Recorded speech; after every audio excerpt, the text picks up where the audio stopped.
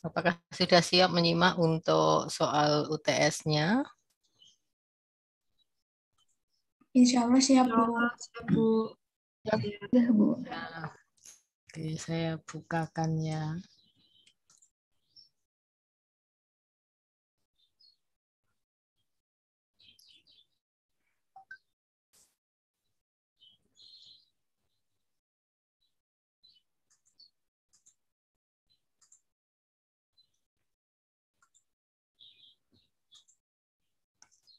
Kelihatan soalnya? Sudah, Bu. Kelihatan, Bu. Kelihatan, Ya, Bu. ya, mari mencocokkan. Oke, ini teori yang memandang individu di masa dewasa ditentukan oleh pengalaman hidupnya masa kanak-kanak. Ini salah ketik ya.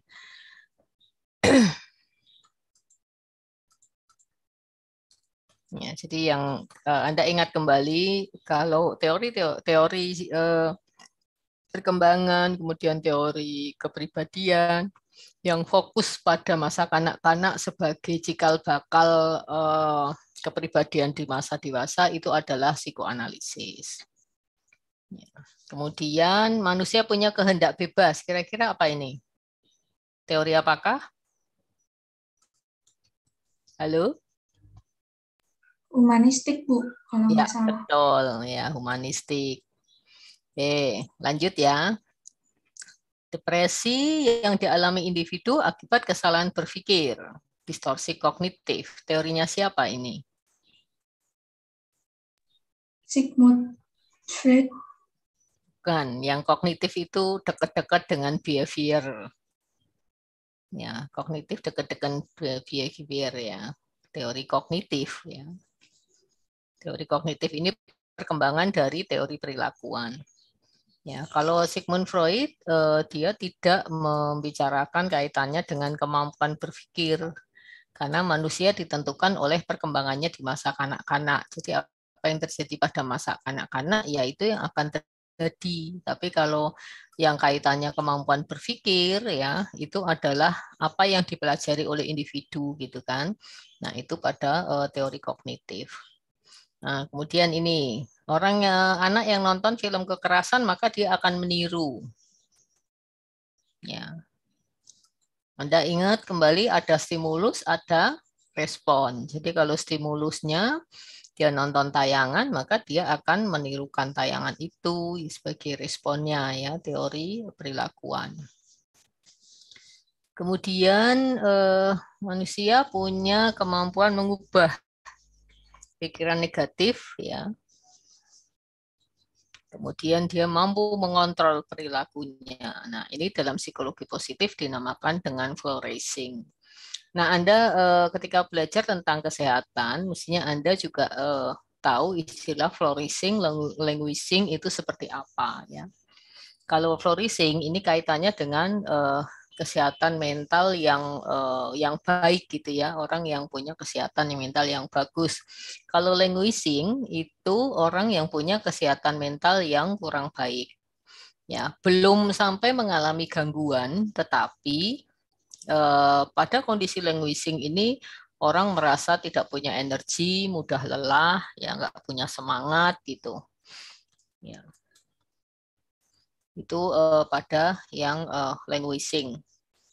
Nah, seorang anak mengakui dengan jujur bila telah berbohong. Ya. Nah, peristiwa ini sesuai dengan teorinya siapa?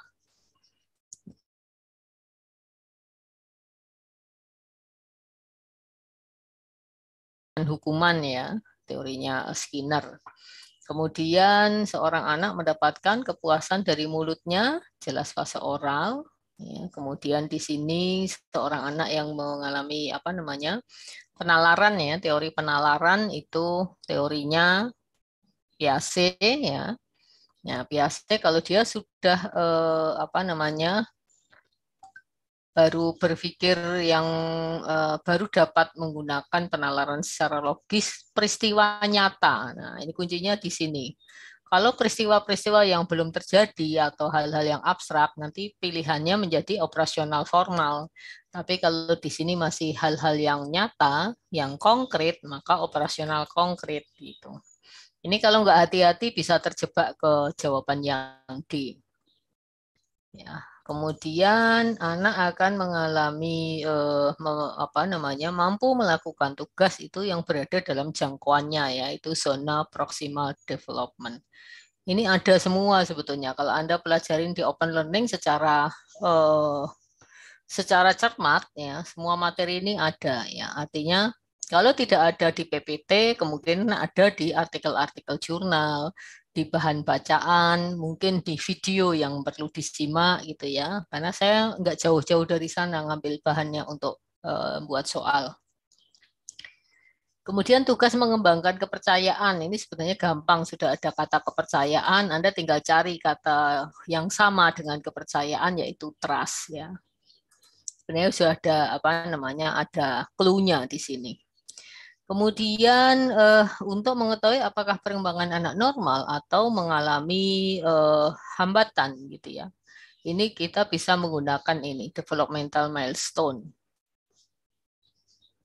Ya, developmental milestone itu adalah kayak semacam rentang perkembangan anak gitu ya, dan tiap-tiap tahap perkembangan itu anak bisa apa saja gitu, sehingga kita bisa membandingkan antara eh, anak yang saat ini ya, kondisi anak saat ini dengan kondisi yang idealnya. Kemudian tugas merasakan kehidupan yang bermakna itu pada integriti ya, kehidupan yang bermakna ya.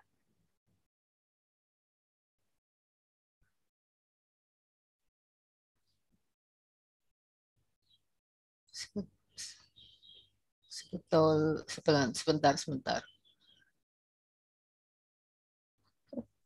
Tugas merasakan kehidupan yang bermakna. Coba kita cek bareng-bareng. Jangan-jangan salah ininya.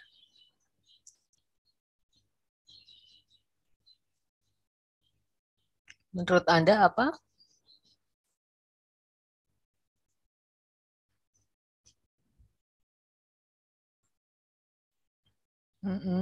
Sebentar.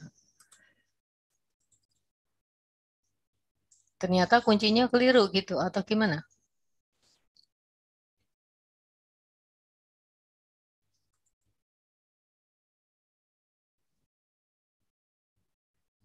Oke. Nanti sekaligus menjadi koreksi kalau memang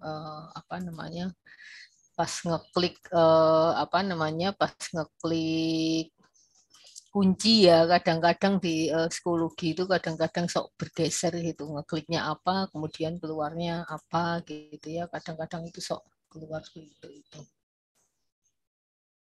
Ya, mestinya integrity and despair yang betul.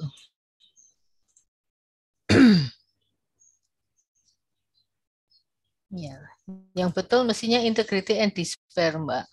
Di psikologi kuncinya apa? Intimensi, Bu. Oke, berarti salah kunci satu ya. Nanti berarti skor Anda tak tambahi satu, atau maksudnya dicek lagi untuk soal bagian itu. Terima kasih koreksinya. Ya, ini ya. Ini saya buat hijau, berarti untuk tanda nanti nomor ini harus saya cek ulang. Oke, yang berikutnya konsep sehat menurut WHO ya. Ini jelas, kalau ini hafalan sih gampang itu ya.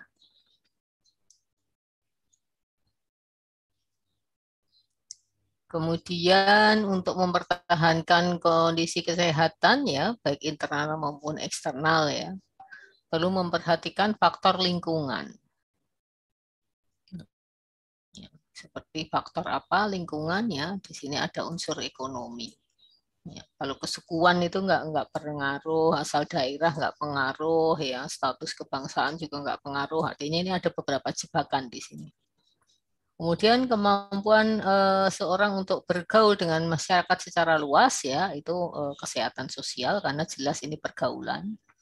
Kemudian kondisi fisik, emosi, intelektual, sosial yang terganggu bukan hanya disebabkan proses penyakit.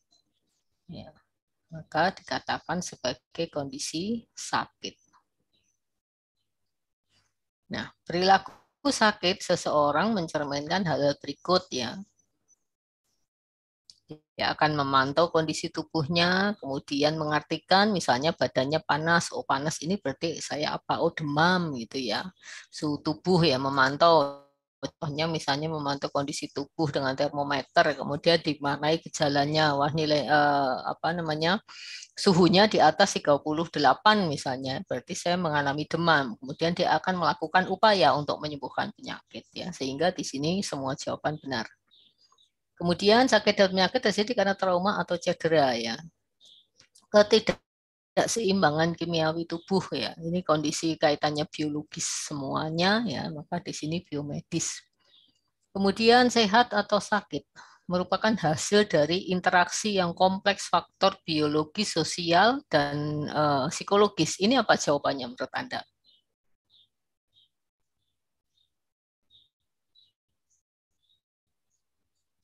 Halo? Ibu, mohon maaf, share screen-nya tidak terlihat, Bu. Oh, nggak kelihatan ya? Oke, sudah? Iya, Bu, sudah. Sehat atau sakit merupakan hasil interaksi yang kompleks dari faktor biologis, psikologis, dan sosial.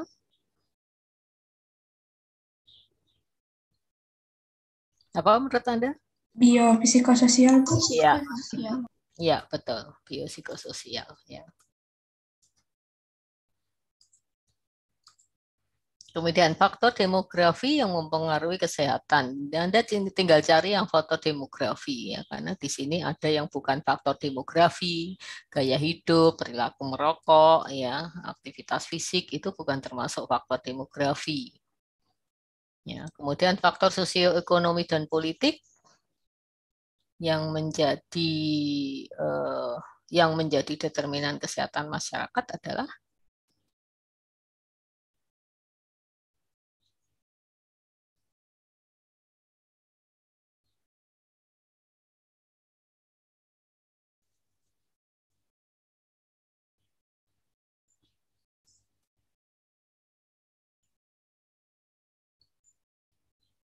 ya. Oh, ini kurang kata ini ya, kurang kata kecuali nih.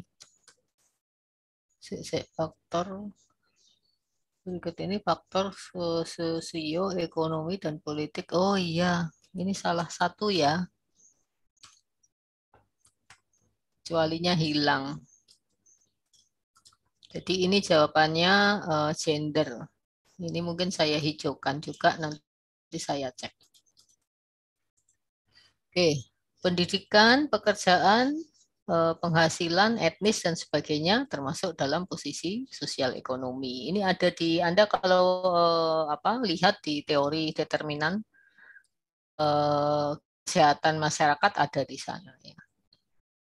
Kemudian kualitas tempat tinggal, kondisi biologis, faktor psikososial dan perilaku ya termasuk dalam intermediary determinants. Ini bisa Anda lihat di yang video itu loh. Ya, jadi Anda kalau perhatikan yang video terkait dengan teori determinan kesehatan itu ada. Ini bahannya dari sana.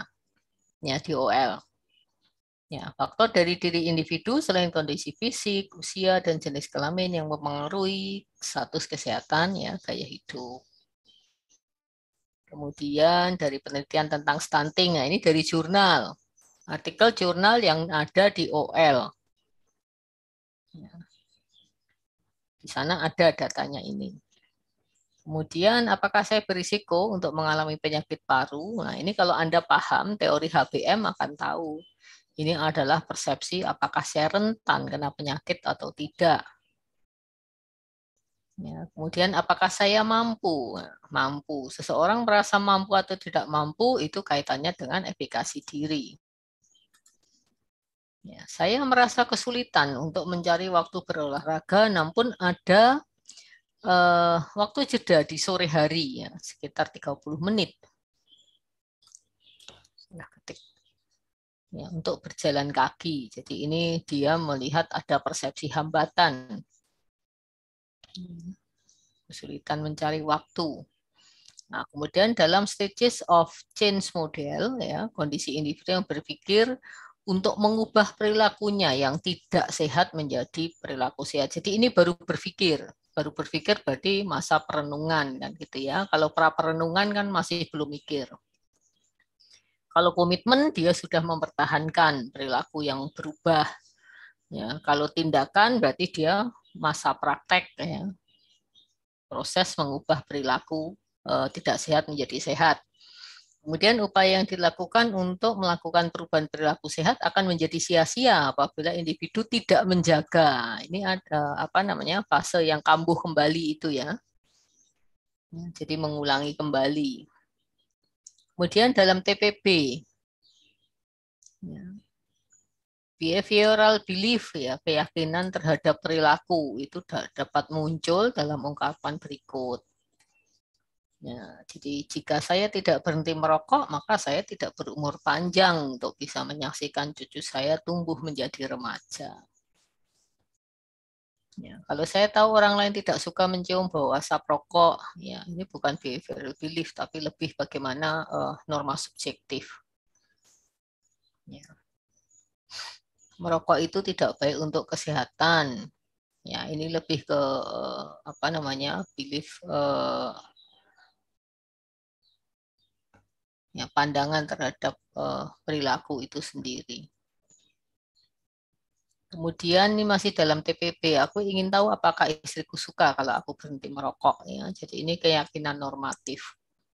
Ya, dia yakin kalau ya pada umumnya ya secara normatif atau pada umumnya istri itu akan suka kalau punya suami yang tidak merokok kan itu.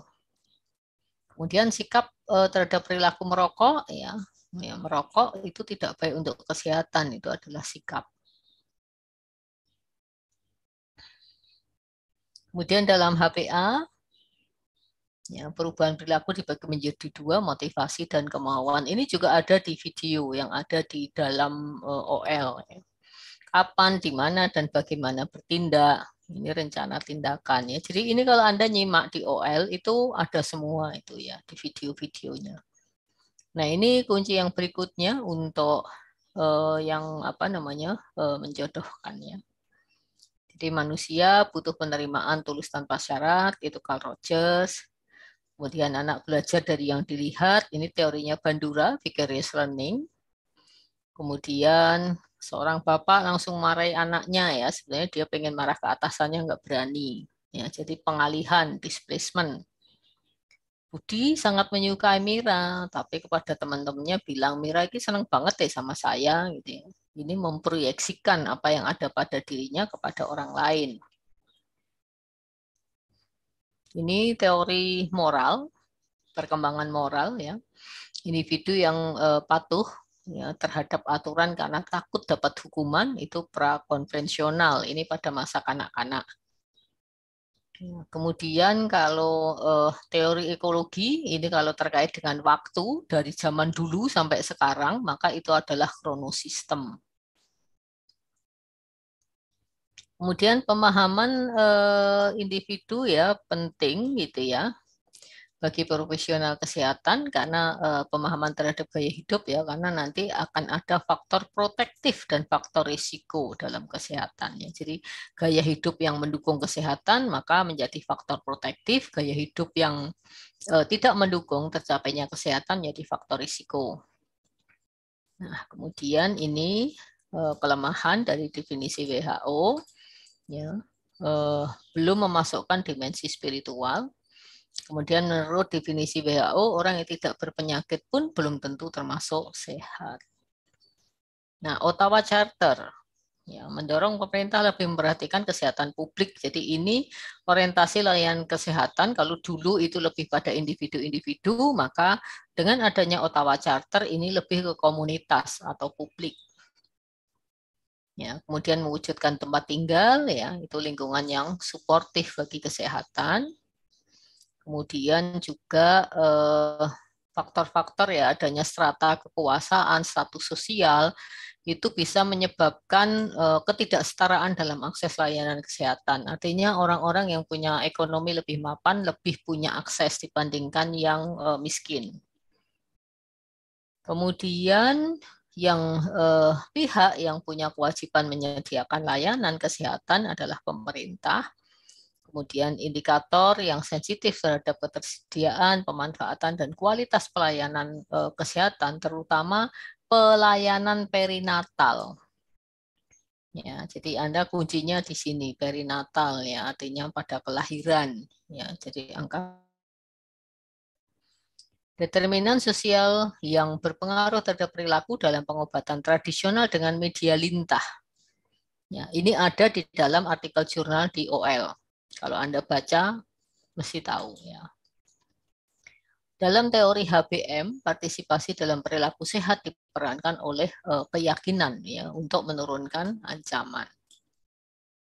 Kemudian dalam teori TPP, aspek yang menjadi penghubung antara sikap, norma subjektif, dan persepsi terhadap kontrol adalah intensi perilaku.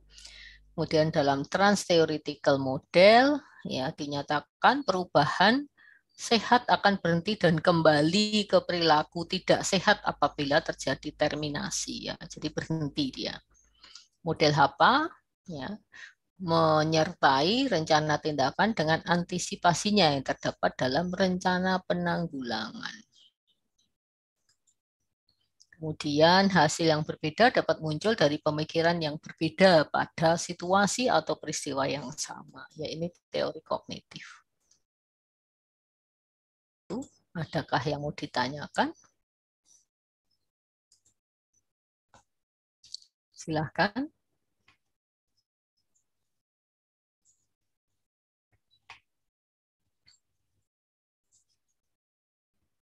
Halo.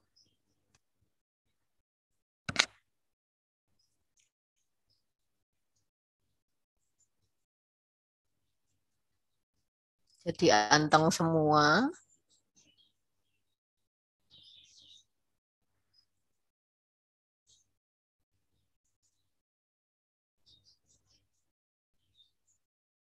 Belum ada pertanyaan, Bu. Tapi sudah tahu di mana kekeliruannya. Kita ngerjakan UTS kemarin. Sampun, Bu. Tapi mohon maaf, Iya. soalnya itu cuma ada 30, Bu. Di mana? Soalnya cuma ada 30 yang kita kerjain kemarin. Cuma ada 30. Iya, jadi tadi Ibu menjelasinya kebablasan. Oh, gitu. Ya, makanya bingung. Loh, padahal saya nyerahkan soalnya ini semua ke prodi itu sampai nomor ini 35. Dan ada bagian B-nya juga.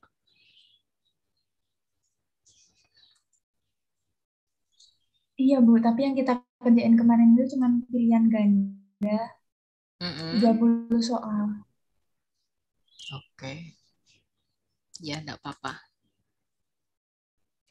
Saya cek lagi ya nanti ya.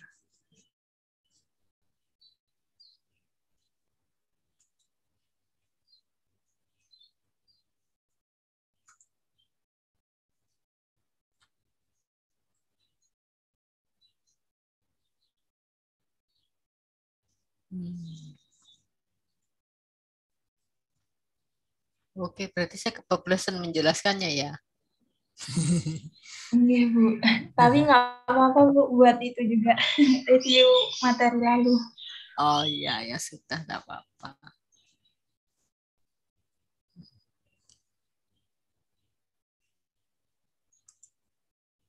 Oke, baik.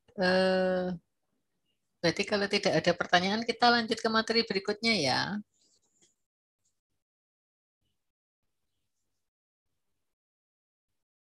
Baik, Bu.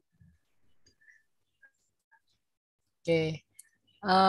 Materi kita yang terkait dengan komunikasi sudah dibaca semua yang di OL, termasuk ada video-video sudah disimak.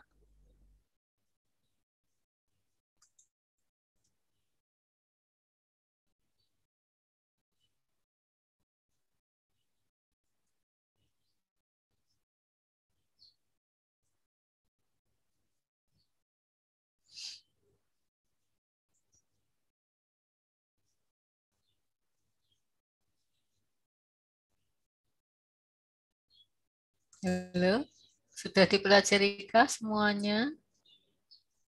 Prinsip-prinsip komunikasi yang efektif. Dari materi itu mana yang mau ditanyakan?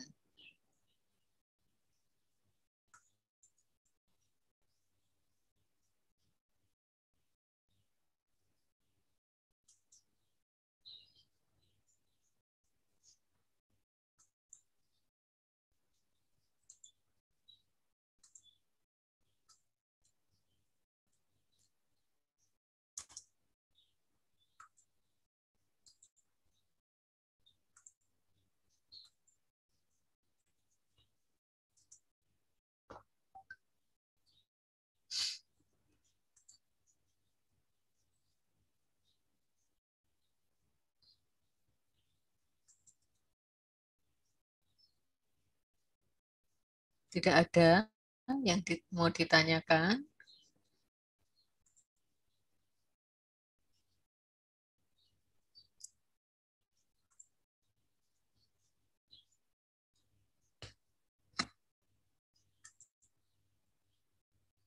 Sudah dipelajari semua kah?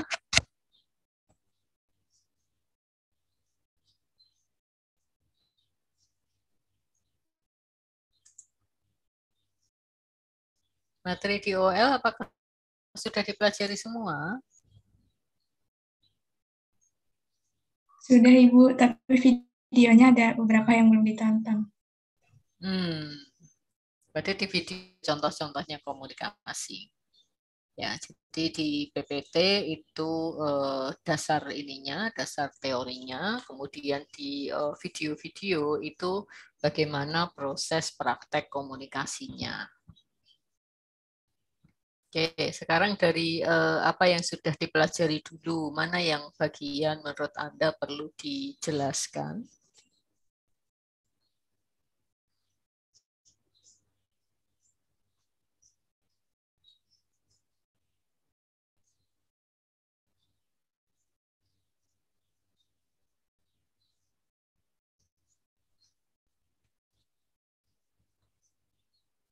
Silakan, bagian mana yang menurut Anda masih perlu dijelaskan dari PPT yang sudah Anda simak?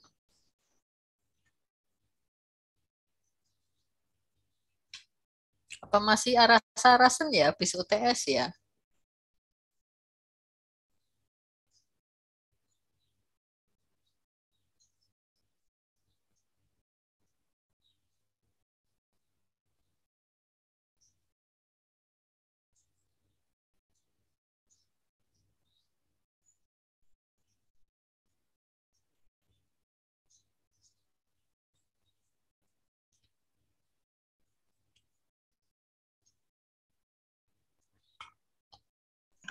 Ibu izin bertanya, Bu. Tanya, Bu. Oke, silakan. Wahyu dengan Arum, Pingsut. Duluan deh. Pingsut Oke. virtual. Ibu, ini di bagian keterampilan komunikasi itu kan ada refleksi. Nah, maksudnya refleksi di sini bagaimana ya, Bu?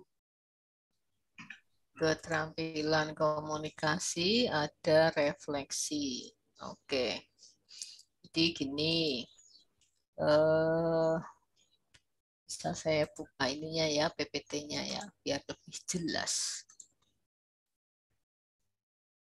Kalau di psikologi gitu ya, di psikologi itu belajar tentang bagaimana kita melakukan refleksi. Ya, refleksi ini sebetulnya menjadi sarana bagi kita ketika berkomunikasi untuk menyampaikan bahwa kita mengerti, bahwa kita memahami, bahwa kita menyimak apa yang disampaikan oleh klien atau oleh pasien gitu ya. Jadi melalui proses mendengarkan aktif dulu, ya mendengarkan aktif itu berarti tidak hanya mendengarkan kalimat-kalimat atau pernyataan-pernyataan yang disampaikan oleh klien atau oleh pasien di sini. Ya, mendengarkan aktif itu juga kita menyimak bagaimana emosi yang menyertai pernyataan-pernyataan yang disampaikan oleh pasien, gerak-gerik tubuhnya bagaimana, ekspresi wajahnya bagaimana, intonasinya bagaimana, ya, kemudian raut wajahnya ya atau mimik wajahnya seperti apa, itu semua kita tangkapnya dalam proses mendengarkan aktif. Sehingga ketika kita mendengarkan aktif itu berarti menangkap apa yang tersurat dan apa yang tersirat. Nah, kemudian sebagai bentuk atau cara kita menyampaikan bahwa kita menyimak, bahwa kita mengerti apa yang disampaikan oleh pasien, kita bisa melakukan refleksi. Refleksi ini bisa dilakukan dengan kita mengulang kembali apa yang disampaikan oleh klien dalam pernyataan yang serupa. Ya, berarti di situ kita seperti gema gitu ya. Seringkali disebut dengan refleksi echo, ya, echo, ECHO. Ya, jadi seperti menggemakan kembali apa yang disampaikan oleh pasien. Ya, misalnya, oh saya sangat merasa senang. Oh, Anda merasa senang ya, gitu ya. Itu adalah bentuk refleksi. Kemudian contoh yang lain refleksi selain melalui refleksi yang echo atau sekedar menirukan apa yang disampaikan adalah kita menyampaikan refleksi terkait dengan perasaan. Jadi kalau pada refleksi perasaan ini kita menangkap perasaan-perasaan yang atau emosi-emosi yang menyertai. Misalnya kita melihat ketika bercerita ya pasien tentang rasa sakitnya, kemudian dia sambil menitikkan air mata misalnya atau matanya berkaca-kaca, ya kita bisa menyampaikan misalnya saya bisa memahami bahwa Anda merasa sedih dengan penyakit yang sedang Anda derita misalnya. Walaupun pasien tidak mengatakan saya sedih, ya, tetapi kita bisa menangkap dari ekspresi wajahnya tadi. Ya, bisa juga kita menangkap inti ya, inti informasi yang disampaikan ya. Misalnya kita menyampaikan seorang yang bercerita tentang kejayaannya gitu ya di masa lalu sampai saat ini dengan berapi-api gitu ya. Nah, kita bisa menyatakan misalnya salah satu bentuk refleksi ini, ya saya bisa memahami betapa bangga Anda dengan capaian-capaian prestasi Anda misalnya.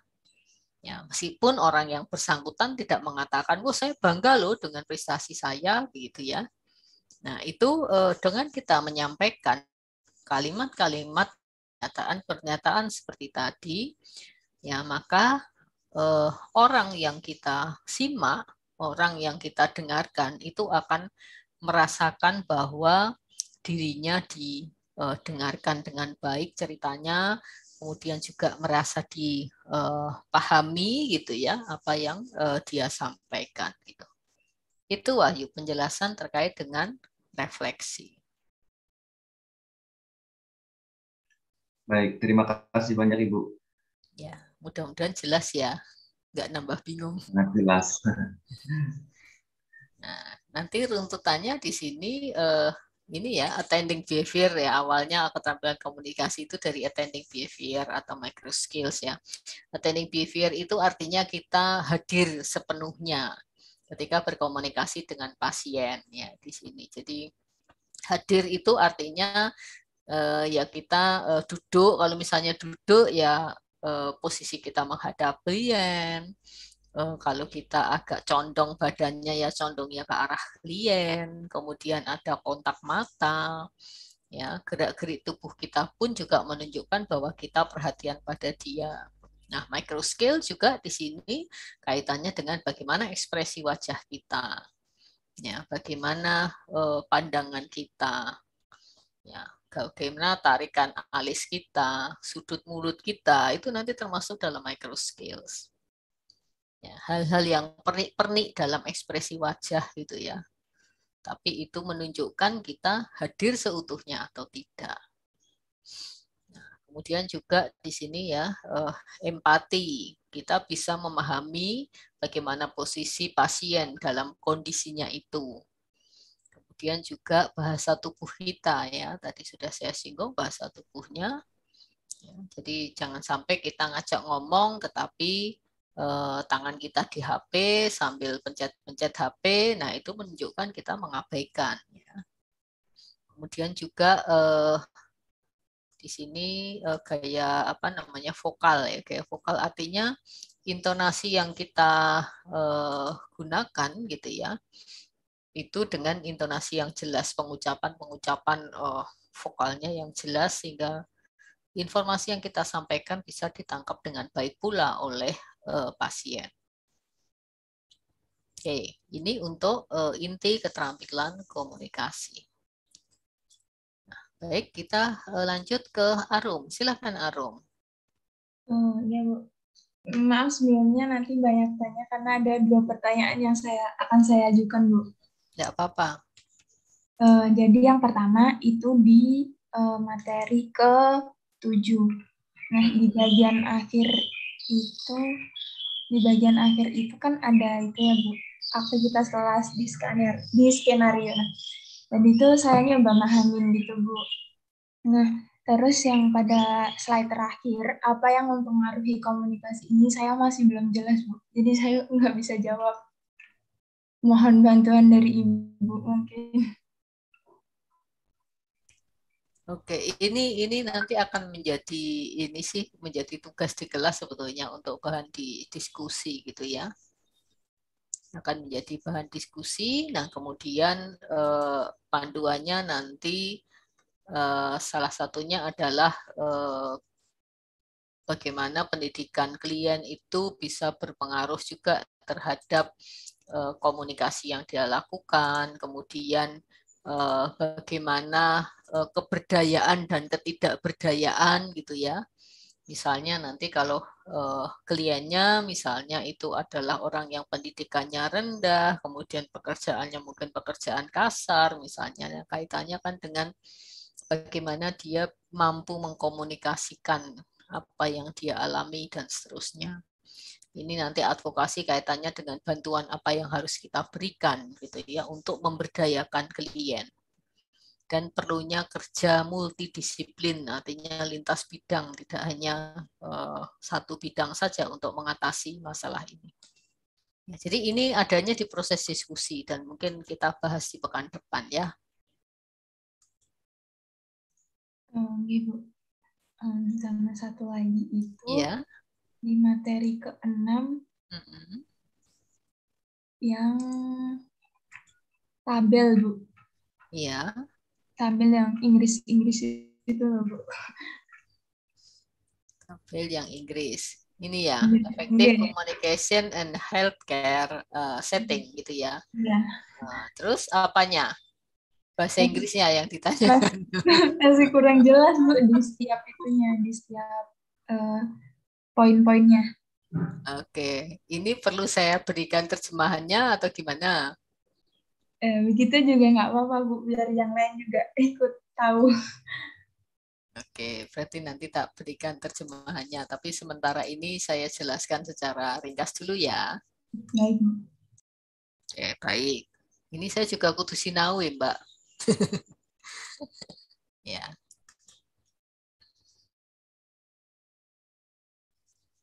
Oke, baik di sini ya.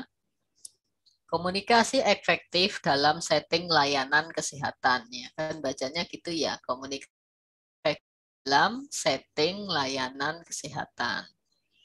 Nah, engage artinya keterlibatan kita. Ya. Kita perlu menunjukkan bahwa kita terlibat, kita hadir saat bersama pasien. Ya, jadi kita tunjukkan di sini eye contact. Kontak mata kita yang menunjukkan minat kita, menunjukkan bahwa kita tertarik pada kondisi yang dialami oleh pasien. Ya, kemudian kita bisa mengajukan, ya ask ya bertanya, ya mengajukan, ya pertanyaan-pertanyaan, ya baik yang terbuka maupun tertutup untuk mendorong klien supaya dia bisa mengungkapkan gitu ya, menjelaskan apa yang sebetulnya terjadi terkait dengan kesehatannya. Kemudian yang kedua, dengarkan. Ya, tadi sudah sempat disinggung tadi ya, gunakan active listening, gunakan mendengarkan aktif, misalnya dengan clarifying, dengan mengklarifikasi. Jadi kalau misalnya kita ada yang kurang jelas dari apa yang diungkapkan oleh pasien ya, oleh klien di sini, kita bisa meminta klarifikasi. Ya, parafrase ini tadi yang saya sampaikan. Jadi kita mengambil inti informasi dari pernyataan klien ya, kita parafrase, kita ambil intinya, itu namanya parafrase. Ya, kemudian juga responding berarti memberikan respon ya terhadap tanda-tanda verbal maupun nonverbal.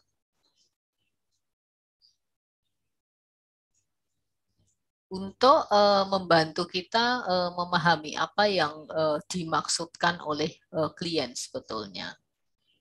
Ya, jadi kita jangan sampai nanti salah tangkap gitu ya, kliennya A, kita nangkapnya B gitu ya. Jadi ini untuk memastikan bahwa kita bisa menangkap dengan baik informasi-informasi yang disampaikan oleh klien. Kemudian ini clarify atau reflect, ini kaitannya dengan tadi, refleksi tadi ya. Merangkup informasi untuk menunjukkan bahwa klien kita dengarkan. Ya, jadi ini juga bisa kita lakukan, misalnya udah ngomong panjang lebar agak lama gitu ya, mungkin 10 menit atau 5 menit, kemudian kita merangkum informasi yang kita peroleh. Kita cross-check-kan kepada klien. Ya, ini untuk mengecek apakah informasi yang kita tangkap seperti yang disampaikan oleh klien atau tidak. Ya, artinya penangkapan kita sudah tepat atau belum gitu ya. Ini bisa kita cek dengan melakukan rangkuman. Kemudian secara konstan kita bisa juga mengecek apakah klien ya bisa memahami informasi-informasi ya, dan juga memberikan kesempatan untuk bertanya. Jadi kita juga ngecek kira-kira kliennya udah mudeng belum ya, dan kita juga berikan kesempatan kalau ada yang kurang jelas silahkan bertanya gitu ya. Untuk apa? Untuk menghindari kesalahpahaman ya, avoid misunderstandings. Nah kemudian inquire ini artinya kita mendalami ya. Jadi mendalami artinya kita tidak hanya mengungkap, tidak hanya membicarakan tentang kehidupan personal klien yang terkait dengan problem saja gitu ya. Sehingga kita tidak hanya bicara tentang kondisi fisik ya di sini. Jadi kita ensure ya, jadi kita pastikan bahwa kita tidak hanya memperoleh deskripsi yang akurat tentang problem fisiknya, tetapi kita juga memahami bagaimana dampak dari problem fisik ini terhadap kehidupan sosial maupun psikologisnya, ya, baik pada klien maupun pada keluarganya. Misalnya orang yang jatuh dari pohon menjadi patah kakinya misalnya ya. Nah, secara fisik kan dia kakinya patah gitu ya. Itu adalah problem fisik. Tetapi dampaknya kalau itu katakanlah seorang kepala keluarga, akibatnya jadi tidak bisa bekerja seperti semula, dia menjadi orang bergantung, yang tadinya dia mandiri. Nah, itu kan problem psikologisnya kan banyak di situ.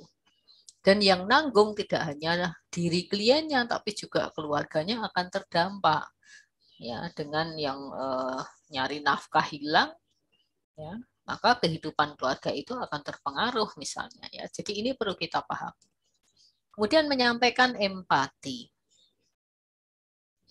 Jadi kita tampil secara empatik dengan melakukan refleksi, ya bisa juga melalui verbalisasi ya terhadap penginderaan kita, terhadap penginderaan kita yang dan melakukan verbalisasi terhadap perasaan-perasaan yang kita indrai, yang kita tangkap gitu ya, maupun makna-makna dari perilaku, ya, perilaku dari klien. Jadi kita tadi menangkap tidak hanya apa yang tersurat, tapi apa yang tersirat di sini dari gerak-geriknya, ya, dari intonasinya.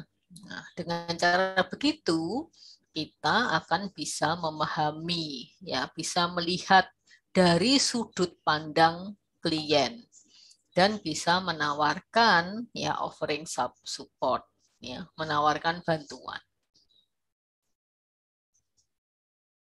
Oke, sampai di sini. Nanti saya berikan yang bahasa Indonesianya, tak terjemah DC itu ya.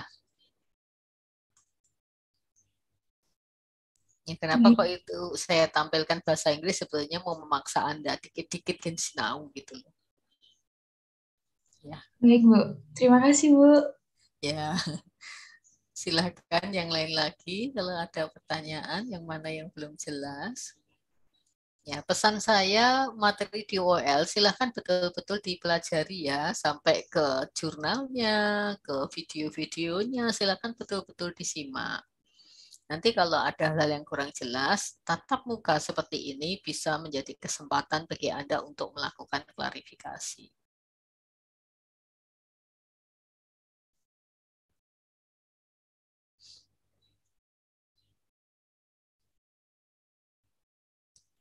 Silakan. Kalau ada pertanyaan berikutnya. Bu, izin bertanya. Oke, silakan Alfia. Yang di halaman 10 itu kan ada dengan budaya berbeda. Nah, di situ ada yang pastikan Anda memahami pengaturan hidup, hubungan aksesibilitas klien ke pelayanan kesehatan. Nah, yang dimaksud pengaturan hidup itu gimana ya? Di 10. Komunikasi dengan budaya yang berbeda ini ya. Ya, Bu. Oke, ya. Coba saya tayangkan.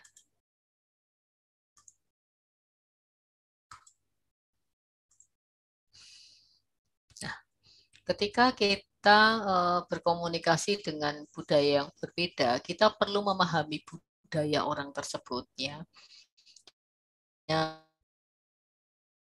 Tak misalnya ya, kita perlu makanya kita juga sebagai profesional perlu punya wawasan gitu ya terkait dengan budaya yang berbeda ya, paling tidak yang se-Indonesia Raya lah gitu ya. Yang suku-suku yang dominan misalnya kita perlu pahami. Ya, nah kemudian dalam berkomunikasi itu kita jangan menggunakan frame kita karena budayanya berbeda, maka kita coba melihat dari sudut pandang klien.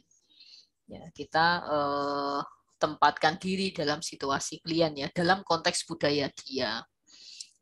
Sehingga dengan demikian kita tidak melakukan kesalahan, misalnya menganggap mungkin apa yang menurut budaya kita negatif ya kita terapkan pada diri klien, padahal menurut budaya di kondisi klien itu hal yang wajar terjadi di masyarakat dengan budaya itu misalnya ya. Nah, ini yang perlu kita sadari. Nah, sehingga kemudian juga supaya nyambung antara budaya satu dengan yang lain, maka kita lebih fokus ke persamaan-persamaan yang ada daripada perbedaan. Ya, kemudian juga kita pastikan ya kita memahami bagaimana pengaturan hidup dalam artian mungkin rutinitas, ya, kemudian pola-pola kehidupan yang ada di dalam budaya itu, kemudian juga relasi sosial yang terjadi di dalam budaya ya di mana klien itu berada, juga ke kemungkinan atau aksesibilitas ini adalah bagaimana kemungkinan yang atau kemampuan yang dimiliki oleh klien untuk mengakses layanan kesehatan. Ya, kita bisa pahami misalnya suku-suku tertentu mungkin yang tempat misalnya puskesmasnya misalnya letaknya sekian puluh kilo dari tempat tinggal dia. Untuk ke sana mungkin harus nyeberangi sungai, harus melewati jalan setapak yang berkilo-kilo dan seterusnya gitu. Nah, Itu perlu kita pahami gitu ya. Artinya kalau misalnya dia kenapa kok nggak segera datang mencari bantuan ke puskesmas misalnya, kita tidak dengan mudah menyalahkan, kok nggak segera diobati ini ya, sakitnya udah parah baru ke sini misalnya. Nah, kalau puskesmasnya dekat, aksesnya mudah, mungkin orang akan cepat juga mencari bantuan gitu ya, akses layanan kesehatannya mudah. Nah, bisa jadi orang parah baru ke sana karena tadi akses layanan kesehatannya ternyata super sulit gitu. Nah, jadi dengan demikian kita tidak mudah menyalahkan klien kenapa tidak segera mencari bantuan gitu ya. Kita pahami bagaimana kondisi kehidupan dia, bagaimana jalannya untuk akses ini yang harus dihadapi oleh klien untuk mencari bantuan. Kalau kita di Jawa, di sini jalan-jalan sebagian besar sudah bagus, mungkin ada 1-2 lokasi di Jawa yang tetap buruk mungkin ada, tapi mayoritas kan tidak. Berbeda kalau Anda nanti yang dalam mungkin di Kalimantan, mungkin di Papua misalnya ya. Nah, Anda akan ketemu nanti lokasi-lokasi yang seperti itu ya. Kalau kita nggak yakin dengan pendapat kita, pandangan kita terhadap budaya tersebut, ya daripada kita nanti salah prasangka, lebih baik kita ajukan pertanyaan, ya, untuk melakukan klarifikasi, meminta informasi ya supaya lebih jelas gitu. Oke, seperti itu. Baik, terima kasih Bu. Oke, sami-sami. Monggo yang berikutnya, mungkin masih bisa 1-2 pertanyaan lagi sebelum kita tutup.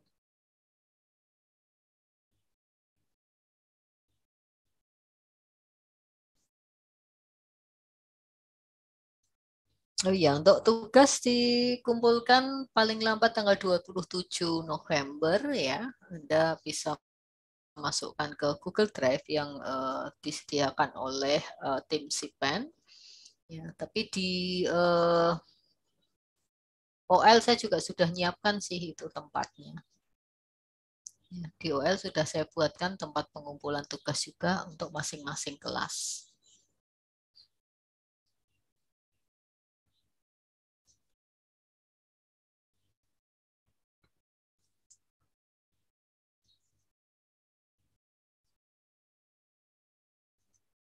Kalau masih ada yang mau ditanyakan, mumpung kita masih ketemu.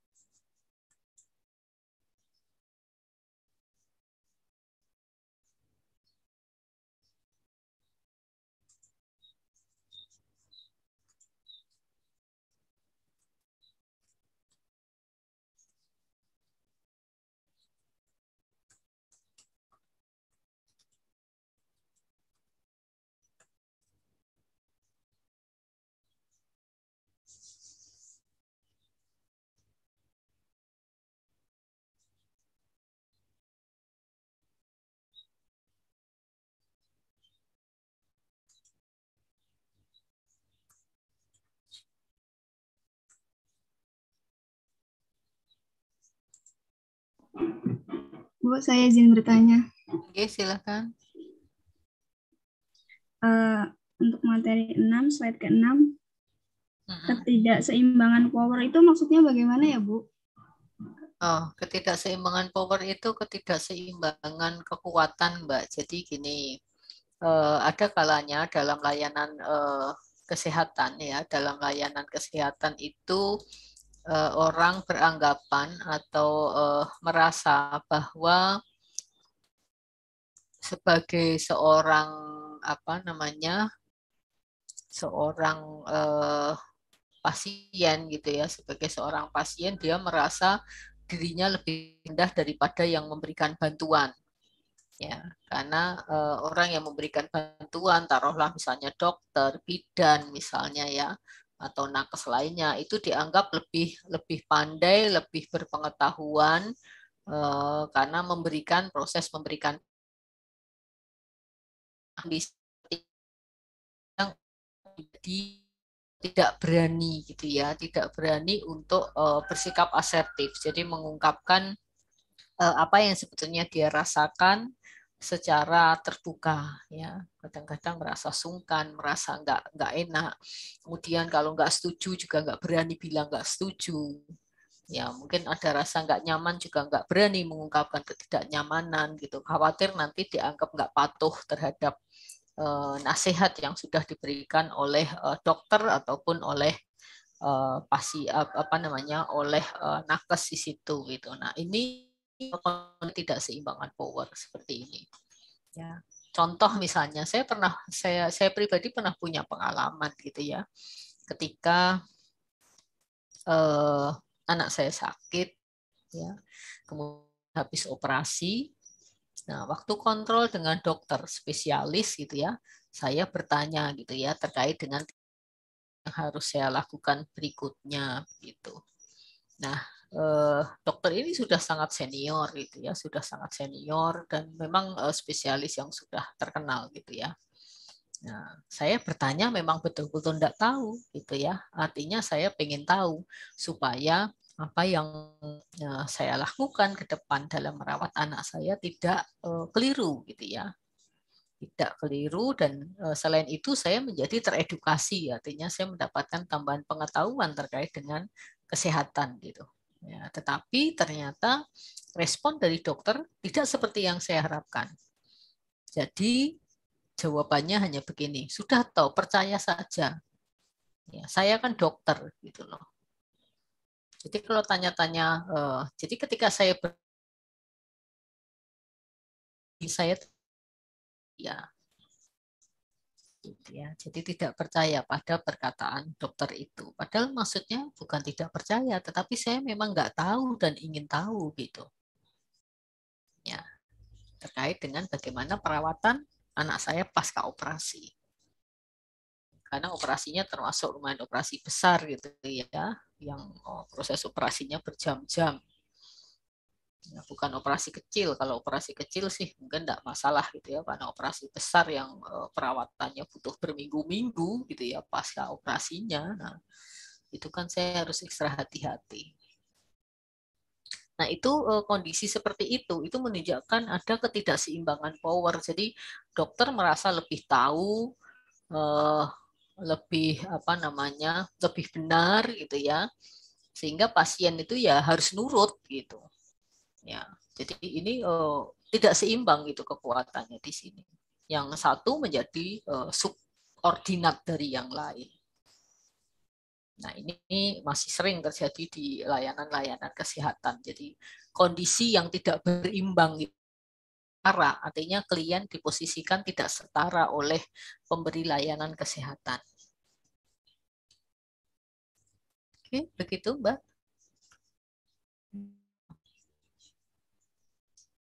Meskipun saya juga pernah ketemu dokter anak yang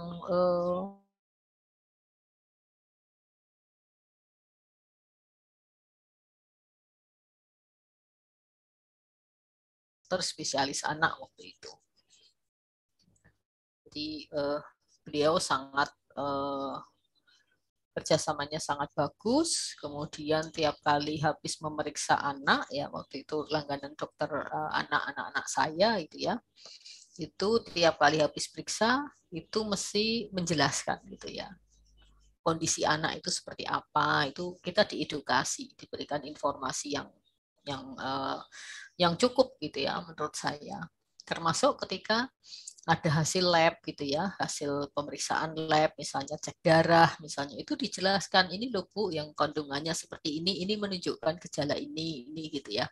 Jadi kita diedukasi dari hasil pemeriksaan yang dilakukan ya, sehingga kita bisa memahami apa yang terjadi pada diri kita sebagai pasien, sebagai pengguna jasa layanan, dan paham betul ya terhadap kondisi yang kita alami. Nah, dengan demikian kan kita jadi lebih aware ya, lebih waspada, lebih peduli terhadap kondisi kesehatan kita, termasuk juga lebih menjaga tindakan-tindakan yang kita pilih ya ke depan ya, maupun saat berobat itu gitu.